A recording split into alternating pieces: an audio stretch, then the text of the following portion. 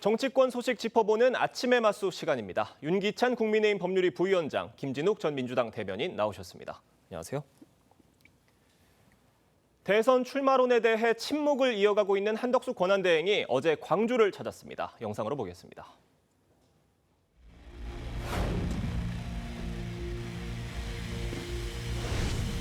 동맹국과 우선적으로 협상을 한다고 밝힌 미국 트럼프 대통령의 방침이 있었기 때문에 관세 부담을 최소화하기 위해서 대미 협상에 최선의 노력을 기울이고 있습니다. 업계와 긴밀히 소통하면서 필요한 대책을 필요한 시기에 추가로 마련할 그러한 계획으로 있습니다.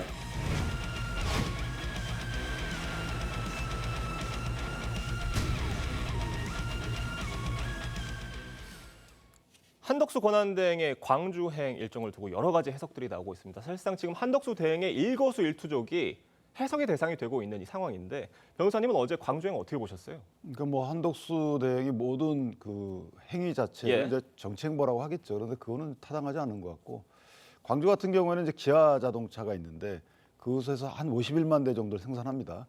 그중에 35%를 미국으로 수출하기 때문에 예. 관세에 굉장히 민감해요. 그런데 자동차 같은 경우에 이미 품목 관세가 발효가 됐고 나머지 이제 변속기 같은 필수 부품에 대해서는 5월 3일까지 유예가 된 상황이에요. 그러니까 한덕수 권한대행 입장에서 보면 미국과 협상을 하려면 애로사항을 들어야 될 거 아니겠습니까? 어떤 걸 원하는지에 대해서. 그 들으러 경영진과 들으러 간 자리고 저는 뭐 이 부분에 대해서 전혀 맥락 없는 행보가 아니기 때문에 이걸 대선 행보다라고 비판하는 민주당이 오히려 좀 비이성적이 아닌가 뭐 그렇게 생각합니다. 다만 한덕수 권한대행이 호남 출신인데다가 지금 대선 후보로 언급된 이후의 첫 행보를 광주로 찾은 것을 두고 여러 가지 해석이 나오는 그런 상황인 거거든요. 지금 광주의 한 백반집을 사비로 후원하고 또 손편지를 전달한 행보도 주목이 되고 있는데 이건 어떻게 보셨어요? 그 해당 백반집이 아마 이제 그 무료 급식을 하나 봐요. 예. 1,000원 정도의 그 어려운 분들한테 밥을 제공하는 것 같은데 거기에 식재료를 이제 사비로 제공했다는 거거든요. 저 부분은 만약에 본인이 대권 결심을 했으면 저렇게 못 하겠죠. 또 했다 하더라도 저걸 갖다 공개하진 않았겠죠. 그런데 예. 아직까지는 저걸 보면 대권 출마 결심을 하지 않은 상태가 아닌가 이렇게 생각합니다. 김진욱 대변인 어떻게 보십니까? 지금 민주당에서는 한덕수 권한대행 행보에 대해서 비판의 열을 올리고 있는 것 같습니다. 지금 한덕수 권한대행이 미묘한 시점에 좀 전에 앵커께서도 지적하셨습니다만 지금 본인의 대권 출마가 모든 사람들의 제일 큰 관심사가 되고 있는 상황 속에서 호남을 방문했다. 그리고 또 대정부 질문을 이틀 연속 빠진 상태에서 무단으로 지금 가신 거 아닙니까? 그런 부분들에 대한 비판을 안 할 수가 없는 것이고요. 지금 좀 전에 나왔던 이 대인 시장에 있었던 뭐 식당에 사비로 후원했다.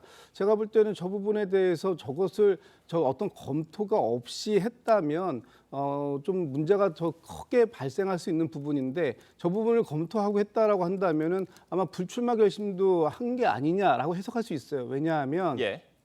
지금 사비로 저 식자재를 지금 이제 제공했다라는 거잖아요. 저거는 출마하게 된다고 한다면 공직선거법상 기부행위 위반으로 바로 고발 조치가 들어갈 수밖에 없는 사안입니다. 그런 사안을 했다고 언론을 통해서 미담 사례로 소개했다라고 한다면 저거는 한덕수 권한대행께서 지금 이제 어떤 앞으로 대권 출마의 가능성을 없는 것처럼 그렇게 얘기한 건데 만약에 그것이 검토가 안 된 상태에서 릴리스가 됐다, 언론에 홍보가 됐다고 한다면 저거는 아주 중대한 실수일 가능성이 크다 이렇게 보고 있습니다. 근데 하나 더 더하면 사실 예. 저희가 이제 기부행위에 대한 선거법 적용을 할 때 통상 보면 그 해당 기부행위를 한 분, 수령되는 행위를 한 분이 어떤 명확한 출마 의지를 밝혔는지가 기준이 돼요. 그래서 아직까지는 한덕수 권한대행이 명확한 출마 의지를 밝히지 않았기 때문에 기부행위에 이르지 않았지만 어쨌든 저런 행동 등은 조심해야 될 행동들이죠. 특히나 이제 총리실 관계자가 저런 행동을 언론에 얘기할 때는 예. 오해 소지가 있지 않도록 조심히 발표를 해야 된다 이렇게 생각합니다. 네, 지금 저희가 이 자리에서 나온 얘기들처럼 한덕수 권한대행의 일거수일투족 한마디 한마디에 여러 가지 해석이 붙는 이런 상황입니다. 지금 한덕수 차출론이 확산하는 상황인 건데 국민의힘은 어제 대선 경선 후보 등록을 마감을 했습니다. 한 대행은 등록하지 않았고요. 관련해서 권성동 원내대표 발언 들어보겠습니다. 우선 한덕수 권한대행은 국민의힘 경선에 출마하지 않습니다. 그러므로 추가적인 출마설 언급은 국민의힘 경선 흥행은 물론 권한대행으로서의 중요 업무 수행에도 도움이 되지 않으리라고 생각됩니다. 대선 출마 가능성까지 잡아놓으신 건 아니에요? 그건 제가 언급할 사항은 아니라고 봅니다.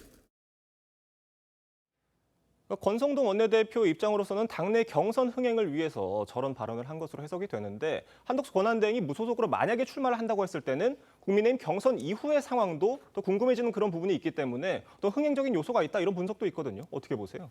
저는 이제 그러니까 경선의 흥행 또는 보수층의 예. 후보 선발 과정의 흥행 이런 것도 중요하지만 지금 이제 이번 그 조기 대선판의 핵심 키워드는 빅텐트론이에요. 예. 이거는 이제 민주당 쪽 진보 진영도 마찬가지고 보수 진영도 마찬가지입니다. 그러니까 진보 진영에서도 모든 후보들이 사실상 빅텐트론을 주장하고 있고 실제 하고 있죠. 조국 혁신당은 이미 불출마 선언을 했고요. 이전에 진보 진영에서 어느 정도 포션을 차지했던 정의당이 현재 유의미한 지지를 보이고 있지 않기 때문에 조국 혁신당의 불출마 선언을 한 것은 이미 빅텐트가 된 거예요. 예. 그다음에 나머지 이제 또 다른 빅텐트론을 추진하고 주장하고 있기 때문에 이와 상응하는 이에 대응하는 보수 진영 당연히 빅텐트론이 있어야 되는 거고 이 빅텐트론이라는 게 인위적인 어떤 요소가 있는 것이 아니고 자연스럽게 국민적 요구가 있으면 사실 진영 대 진영 대결이든 아니면 어떤 특정 정치 이념을 갖고 어떤 정책 기조를 갖고 서로 간에 대결하든 이게 대결 구도에 한쪽이 쏠리면 안 되기 때문에 예. 그거 당연한 거고요. 또 하나 말씀드리면 사실 양쪽으로부터 러브콜을 받는 특정 정치 세력이 있을 수 있습니다. 예를 들면 뭐 이준석 개혁신당의 대표 등과 같이 이 정치 세력에 대해서 평을 할 때 감정적 대응을 하는 평을 하면 안 되는 거고 또 하나는 우리 쪽과 가깝다라든지 우리 쪽과 이미 교섭이 진행된다든지 이런 식으로 뭔가 선점하는 효과도 있어야 되는 거기 때문에 저는 빅텐트론을 애써 감출 필요가 전혀 없는 것이다 이렇게 생각합니다. 네. 김진욱 대변인님께서는 한덕수 권한대행과 국민의힘 후보 간의 단일화 가능성을 어떻게 보세요? 사실 한덕수 권한대행이 대선에 출마한다고 명시적으로 말한 뒤에 저희가 이런 논의를 하는 게 더 의미가 있을 수 있겠습니다만 여러 가지 가정을 해보는 차원에서 어떻게 보십니까? 이미 그 한덕수 권한대행에 대해서 국민의힘에서는 사실상 어떤 통합의 대상으로 보고 있는 거 아닙니까?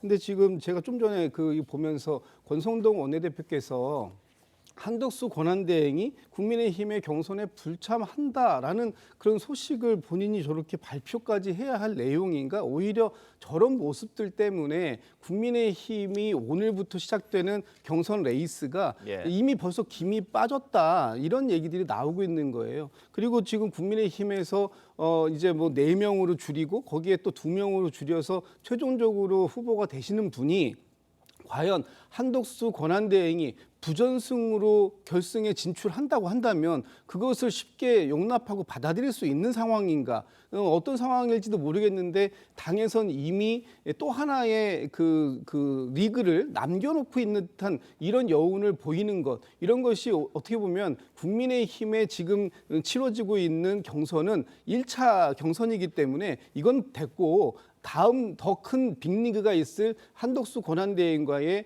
단일화 이 부분에 대해서 모든 관심이 옮겨가게 만들어 놓은 이 원인을 초래한 것 이것은 국민의힘 내부에서부터 시작됐다. 저는 이런 비판을 안 할 수 없습니다. 그러니까 한덕수 권한대행이 뜻이 있었다면 국민의힘 경선에 들어와서 여기서 경쟁을 펼쳐서 후보가 됐어야 된다 이런 말씀이신 건 거죠? 그렇게 하는 것이 가장 바람직한 것이죠. 지금 한덕수 권한대행의 신분이 뭡니까? 지금 권한대행의 자리에 있는 거 아니겠어요? 그렇다면 국정을 안정화시키고 그리고 앞으로 딱 48일 남았습니다. 48일밖에 남지 않은 이 조기 대선을 공정하게 관리해야 할 책임이 있는 사람이에요. 그런 사람이 아직까지도 본인이 후보로 거명이 되고 있는데도 불구하고 이렇다 저렇다 본인의 거취에 대해서 확실하게 입장을 밝히지 않는 것, 이런 애매모호한 태도를 보이고 있는 것, 이것들을 국민들께서 어떻게 납득할 수가 있겠습니까? 이런 부분들을 비판하는 것이고 본인이 지금이라도 예.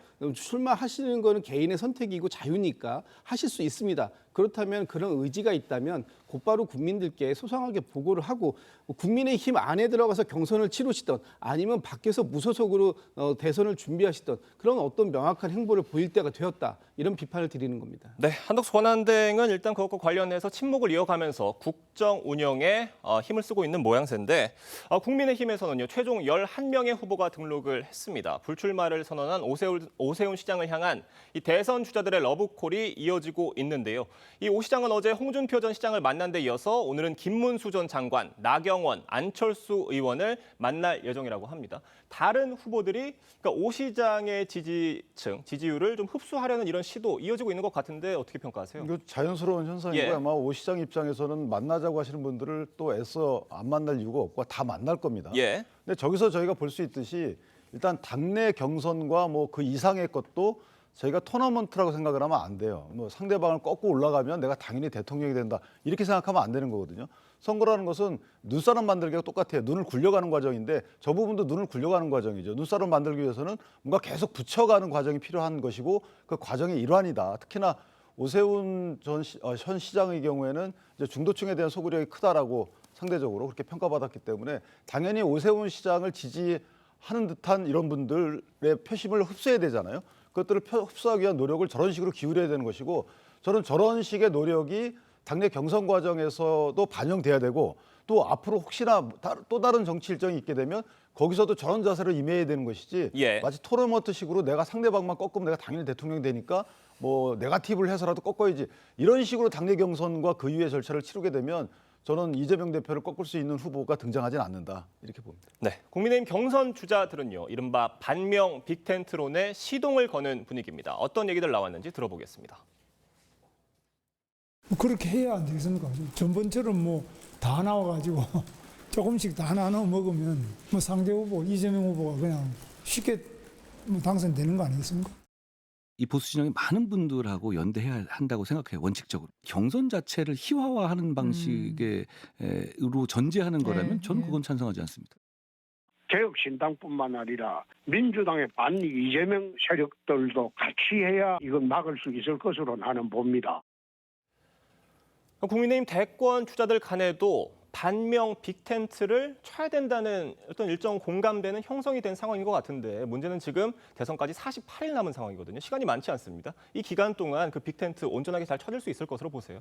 뭐 며칠 만에도 이루어질 수 있는 게 예. 사실은 이제 단일화잖아요. 그러니까 예. 저는 빅텐트론에 대해서는 이의가 없다고 보고 물론 그 주인공이 내가 돼야 된다고 주장하는 것에 대해서는 그것도 이의가 없어요. 그러나 그 과정에서 상대방을 폄하하거나 이런 부분만 없으면 되는 거고 사실은 지난 2017년도에 저희 그 당시에도 조기 대선이었는데 그때 보면 홍준표 당시 후보가 24%를 얻고 예. 문재인 후보가 42인가 2를 얻었어요. 근데 안철수 후보가 21%를 얻었거든요. 그러니까 심상정 유승민 후보가 비슷한 6%를 얻었기 때문에 뺀다 치더라도 나머지 그 당시에 빅텐트를 했다 그러면 당연히 그 당시에도 보수 진영이 아마 정권을 유지했을 거예요. 근데 그때는 빅텐트를 못 했거든요.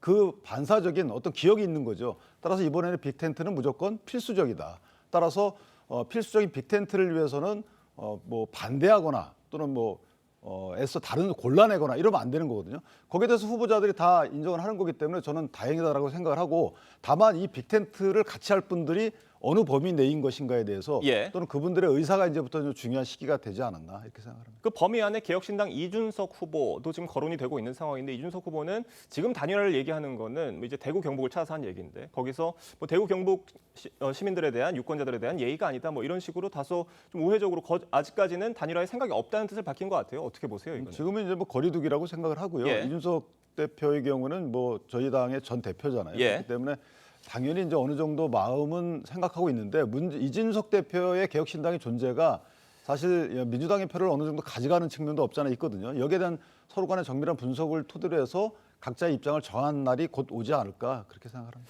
그 빅텐트 안에 지금 민주당 내에 비명계도 참여할 수 있다 이런 관측도 있는데 지금 민주당 내에서는 분위기 어떻게 보고 계십니까? 저는 기본적으로 이 지금 국민의힘에서 얘기하는 빅텐트 쳐질 수 있을까라는 의문이 있고요.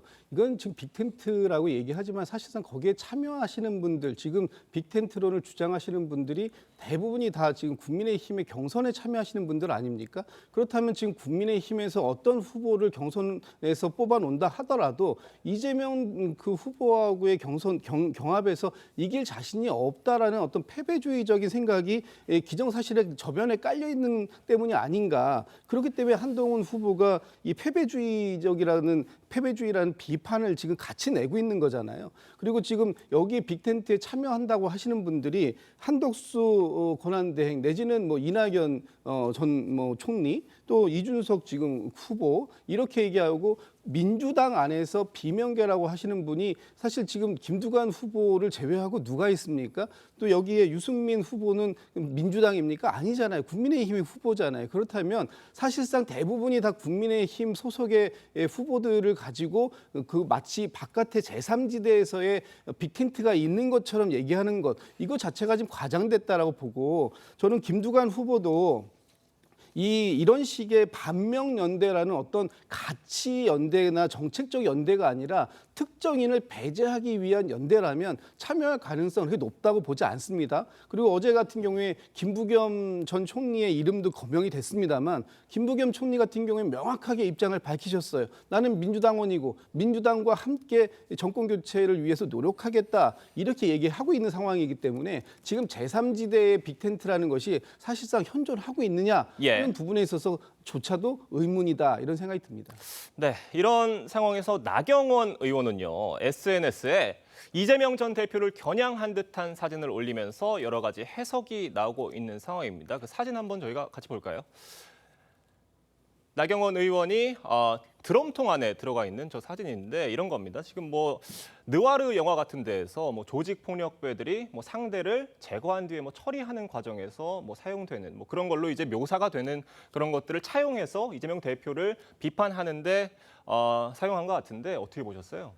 글쎄 뭐 저도 드럼통 저 단어의 의미는 예. 알고 있었는데 예. 제가 이제 묘사하긴 좀 뭐하죠. 예. 어쨌든 저 젊은 층들 입장에서 밈 형태로 돌고 있나 봐요.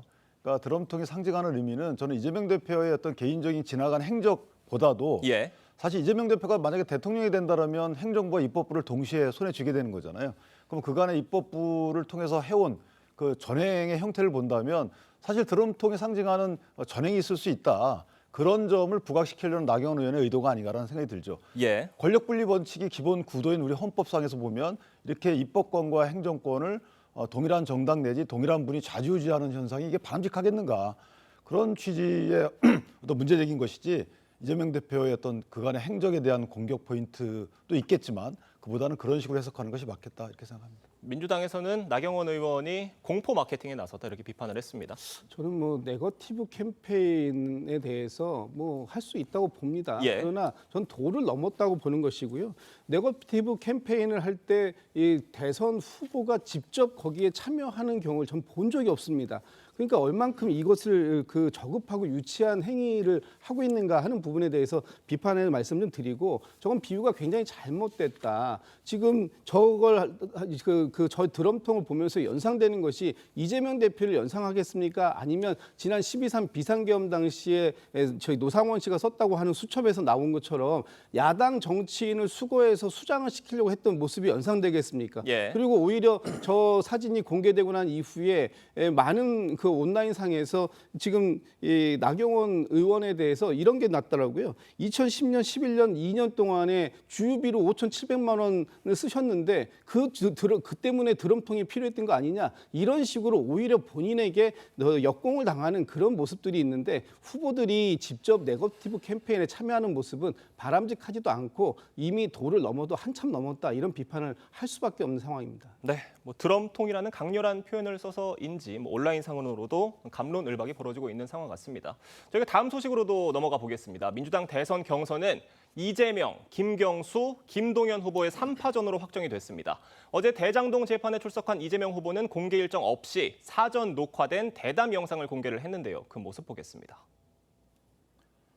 인생사에서요, 누가 저를 괴롭혔다고 보복한 일이 한 번도 없어요. 제가 성남시장 할 때도 경기도지사 할 때도 누구를 해코지 해가지고 내쫓은 일이 한 번도 없어요. 저는 검찰 수사권 문제는 어쨌든 기소하기 위해서 수사하게 허용해서는 안 된다. 수사와 기소를 분리를 해야 돼요. 그러니까 수사기관끼리도 서로 견제해야 돼요. 독점하면 안 돼요. 그래서 몇 군데를 저는 공수처를 대폭 강화할 생각이거든요. 그러니까 보복을 하지 않겠다, 이 말은 결국 대통령이 되면 다 포용을 하겠다, 이 말인 것 같은데, 그런 취지로 얘기를 한 것 같은데, 이재명 대표의 다른 편에 서 계신 분들, 뭐 국민의힘 의원이라든지요, 민주당 내 비명계 분들은 좀 다르게 들으실 수도 있을 것 같다는 생각이 듭니다. 어떠세요? 그러니까 보복이라는 단어가 좀 너무 강렬하기 때문에 제가 정치 보복으로 순화할게요. 예. 근데 이재명 대표가 저렇게 저는 교과서적인 말씀이죠. 옳은 말씀이에요. 그런데 그렇게 안 해오셨잖아요. 사실은 이제 지난 공천 과정을 보더라도 박용진 의원만 보더라도 저희가 예. 어떻게 생각하죠? 공천과정. 그건 뭐 국민들이 알아서 판단하실 부분이 있는 거고. 또 하나 이재명 대표가 2022년도에 대선 과정에서 보복은 몰래 하는 거라고 얘기한 적이 있어요. 그러니까 공언하면서 하는 것은 그렇게 예. 하지 않는다. 그러니까 몰래 하는 것이 보복이다라고 했기 때문에 그간의 이재명 대표의 저런 이전의 말씀과 행동 또는 그간의 공천 과정을 보면 글쎄요. 여기에 대한 뭐 제가 언급할 부분 없이 국민들이나 당원들이 판단할 부분이 아닌가 이렇게 생각합니다. 그러니까 지난 총선 과정에서의 어떤 비명 행사라고 하는 그 사태에 대한 얘기를 해주신 거고, 또 이재명 대표가 어제 저 대담 영상에서, 그러니까 이재명 대표가 사실 그 어떤 검찰의 기소에 대해서 정치적 기소다 이렇게 비판을 많이 해왔었잖아요. 그런데 검찰의 어떤 수사권과 기소권을 분리해야 된다, 기소청 뭐 이렇게 분리를 해야 된다라는 얘기를 같이 했는데 이 부분은 좀 어떻게 봐야 되겠습니까? 저 부분에 대해서는 그 문재인 정부부터 어떤 검찰 개혁의 필요성 있었던 것이고요. 또 검찰이 가지고 있는 어떤 기소권의 무소불위의 기소권에 대해서 견제가 필요하다라는 부분 때문에 공수처가 신설된 거 아닙니까? 그런데 그 공수처가 지금 제대로 기능할 수 있느냐, 제대로 된 기능을 할 수 없는 상황을 만들어 놓고 그 공수처에게 왜 이렇게 무능력하냐라는 비판을 지난 12.3 비상계엄 이후에 그 여야에서 좀 했었는데, 그런 부분을 제대로 기능할 수 있도록 만들어줘야 된다는 부분을 얘기하는 것이고요.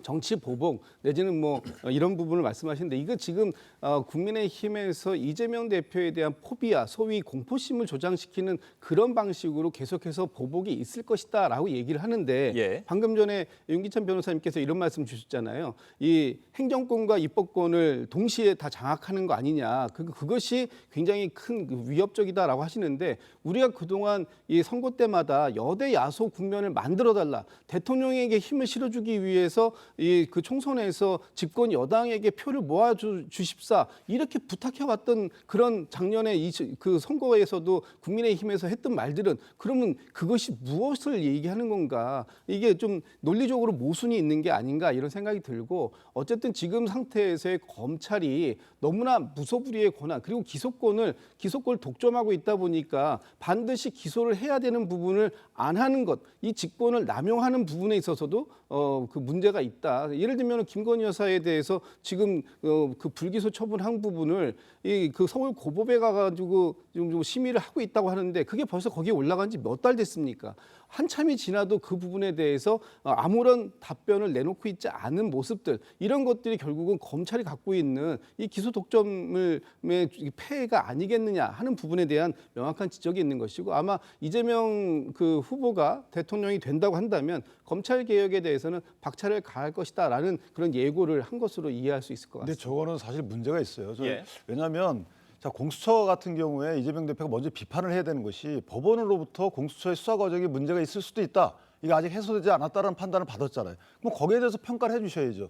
그런 공수처를 강화하겠다라고 하는 거는 앞뒤가 안 맞는 거고요. 그다음에 공수처가 만약에 이번에 대통령 체포영장을 집행 못했으면 저렇게 얘기 안 하셨을 거예요.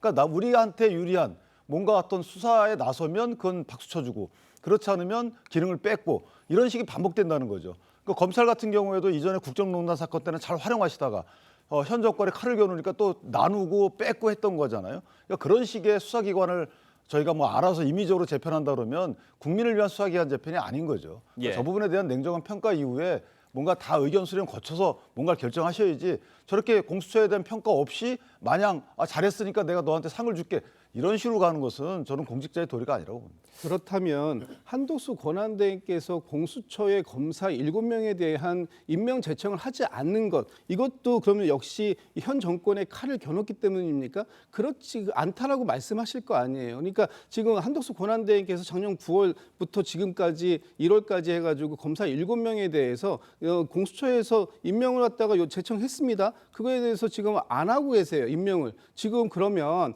이 과정들 속에서 공수처가 기능할 수 있게끔 만들어주는 것, 이것도 지금 현재 법적으로 공수처의 존재 이유가 있기 때문에 이 부분에 대한 존중 필요한데, 그걸 안 하시고 엄하게 지금 헌법재판소의 재판관 임명만 하시고 계시니까 한덕수 권한대행에 대한 비판도 여전히 따라가는 것이다, 이런 말씀도 좀 저는 천만에서 9월 드립니다. 달이면 대통령이 현직을 유지하고 있을 때이기 때문에 예. 그 대통령이 안 한 행동을 권한대행이 한다. 그럼 민주당에서 얘기했던 것처럼 현상 유지만 해야지 왜 그 적극적인 행동하자, 이런 비판이 나올 거 아니에요.